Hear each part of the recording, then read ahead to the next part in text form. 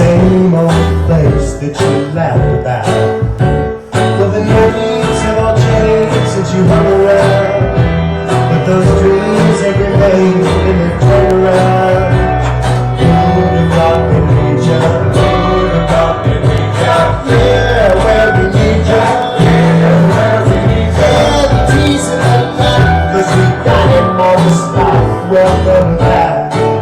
Welcome back. Welcome back. Welcome back. Tilcon, New York. Well, first, for those coming back off a few week, furlough and enjoying the holiday season, welcome back. That song was from the show Welcome Back, Kotter. The song was actually from John Sebastian, who actually played Woodstock at one time.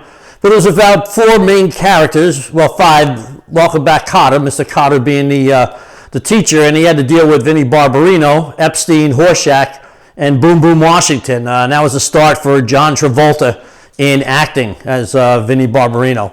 So, I'm glad you're all back. Hopefully you enjoyed all that time off. And now it's obviously time for us to get into the winter maintenance shutdown. And we're going to just talk a little bit about a couple of items that I want to just remind folks on.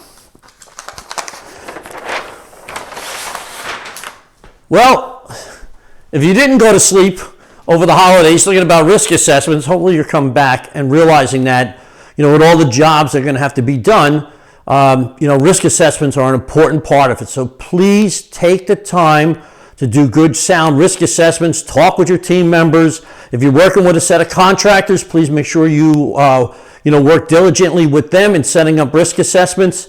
And, that's how you're going to be successful and keep safe.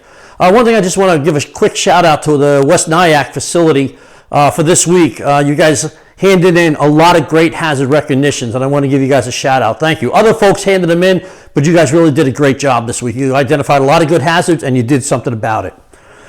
So this week, during the week, we had an individual that had violated one of our life-saving rules. And what ended up happening is, realized that we needed to just reinforce some of the rules that we have. So I want to talk about confined space. Now, I'm not going through a whole confined space entry program here because I could be talking here for hours. And that's not what I want. I just need to get some points across.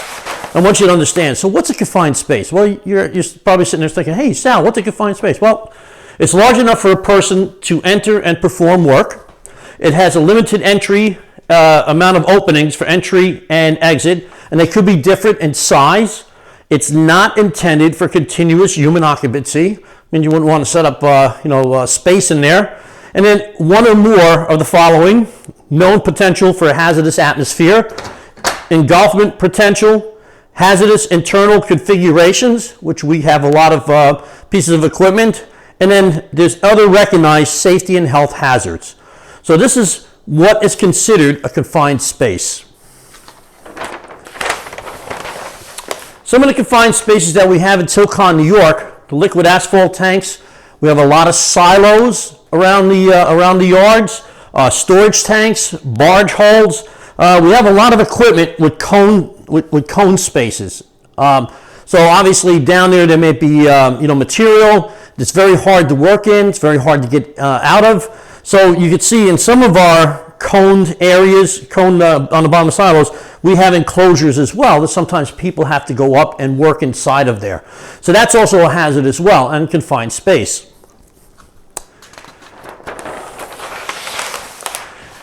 Typical confined space hazards deal with atmospheric, obviously the air that you're breathing, the physical aspect of it, structural, just by the nature of the structure of the piece of equipment can be a physical hazard. Temperature extremes, chemical, electrical, mechanical, biological, and then engulfment. If something was to, drop down on somebody or somebody was to fall in. Like we talked about prior, it really came to confined space entry program was really enacted primarily originally for the farming industry because of the people falling into silos, people getting engulfed underneath grain and stuff. So that's where it really came from. So there's a couple of personnel involved here. entrant or entrants. These are the people that go into the space to perform some kind of job task. The attendant, that's the person that's on the outside of the space, making sure that the people inside are working safely, making sure, there's no hazards, and if there's anything, they have the responsibility to get them out. Entry supervisor, this is the person that authorizes the entry into that space. Now that's when they, they'll take a look at it, they do a risk assessment. If necessary, there has to be a confined space permit written. So they're doing all of that pre-planning and making sure that the space is safe prior to, during, and after. And then rescue services, these would be the people that would rescue the individuals if something happened in between.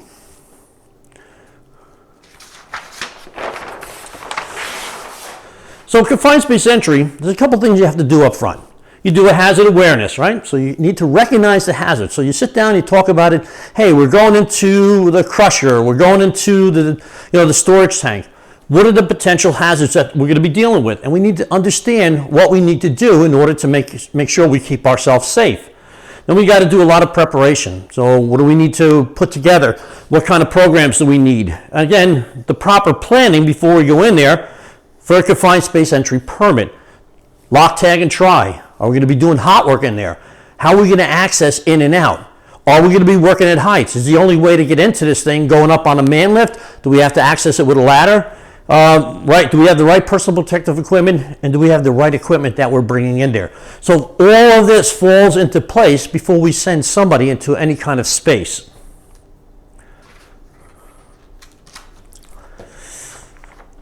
Oh boy. Okay. Sticky fingers. All right, so a lot of the incidents have happened with regards to confined space entry is people not being able to recognize the hazards. They just go in haphazardly, don't think about the whole process before they do. With confined space entry, you have to think with your head and not so much with your heart with regards to, all the things that go along with it. People go in without any atmospheric testing. They haven't tested the atmosphere in certain confined spaces that could provide that kind of potential hazard. Somebody, goes in solo, just jumps into space, not locking and tagging out or de-energizing any equipment, whether it's electrical, pneumatical, hydraulic. There's no attendant outside. Improper personal protective equipment, panic. I used to kid saying panic at the disco, which is obviously a band. But some people, a lot of times with incidents, people panic.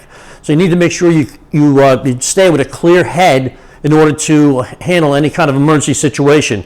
Lack of knowledge or training, and then inadequate rescue plans. These are the things that cause incidents with confined space entries.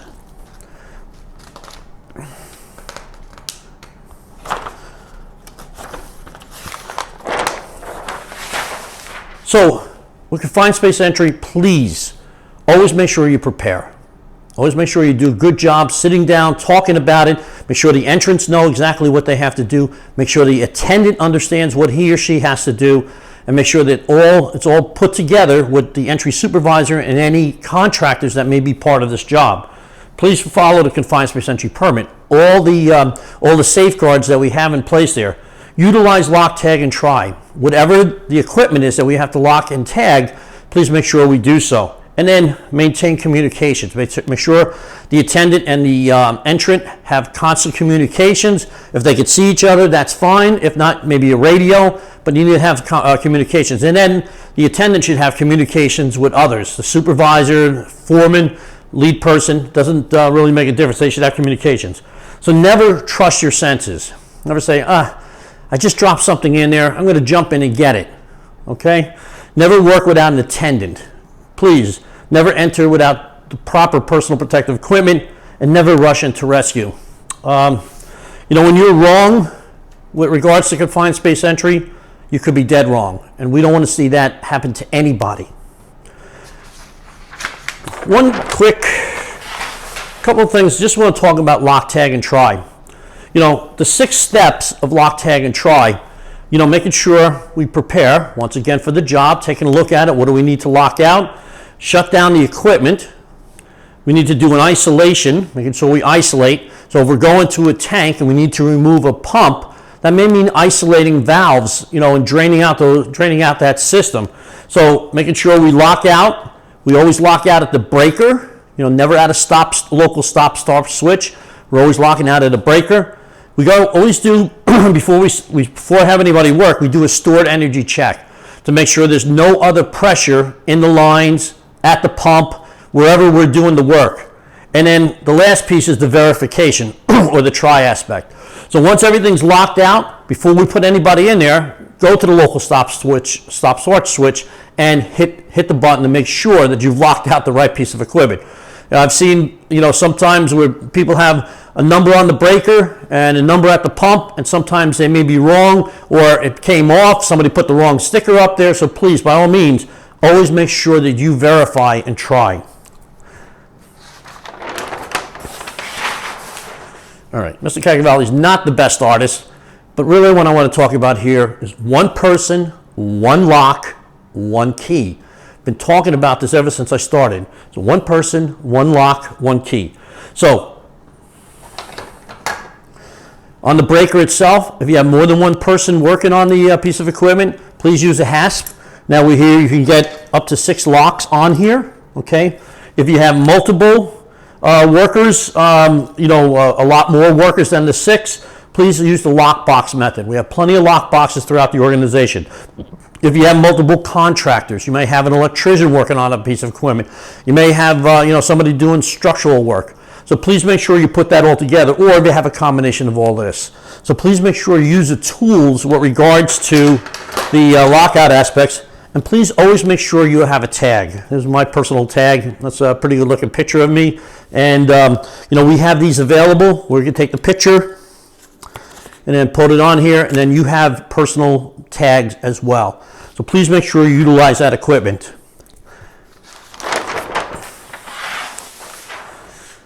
The primary authorized worker, the person that is either owns the equipment or is going to be doing the primary work, we got to have a primary authorized worker put the lock on first. So he is first on, last off. That's a check and balance system. So if we have 3 people working on the equipment, we should have at least 4 locks on there. So that primary authorized person, lead person, supervisor, manager, somebody needs to put that lock on first, and then everybody pull the breaker, put the lock on, and then everybody else is putting their lock on there. And then when the work is done, that person, the primary, is just ensuring that all equipment, tools, people are clear, and then everything has been put back together. Machine guarding, grounding straps, signage, whatever it takes. There's that check and balance, and then he or she will end up taking their lock off last. So that's really the message. I think that's it. Okay. At least that didn't stick together, right? But Tilcon, New York, it's very, very important as we're going into the maintenance shutdown. Risk assessments, please make sure you understand confined space. If you don't understand it, please make sure you reach out to your supervisor, your manager, or contact anyone in the safety department. Please make sure you do that. And then same thing with lockout, lock, tag, and try. If you don't totally understand it, please make sure you reach out to somebody. These type of situations could be dead wrong, and I don't want to see anybody get hurt. So stay safe, do a good job with regards to the winter maintenance shutdown, and have a good week.